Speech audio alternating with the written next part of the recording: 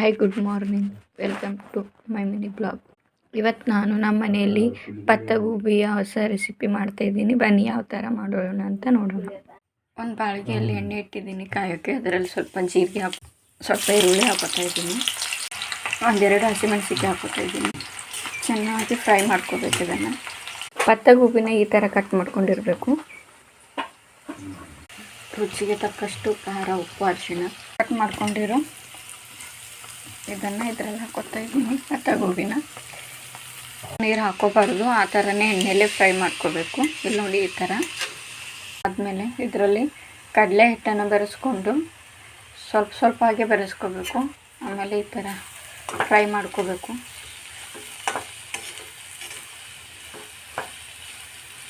ಮತ್ತೆ ಬೆರೆಸ್ತಾ ಇದ್ದೀನಿ. ಸ್ವಲ್ಪನೇ ಬೆರೆಸ್ಕೋಬೇಕು, ಜಾಸ್ತಿ ಬೆರೆಸ್ಕೋಬಾರ್ದು. ಆಮೇಲೆ ಫ್ರೈ ಮಾಡಬೇಕು. ಮತ್ತೆ ನೋಡಿ ಫ್ರೆಂಡ್ಸ್, ಈ ಥರ ಆಗುತ್ತೆ. ಕಡಲೆ ಹಿಟ್ಟನ್ನ ಸ್ವಲ್ಪಗೆ ಬೆರೆಸ್ಕೊಂಡ್ಬಿಟ್ಟು ಆಮೇಲೆ ಈ ಥರ ಪೇಸ್ಟ್ ಮಾಡ್ಕೋಬೇಕು.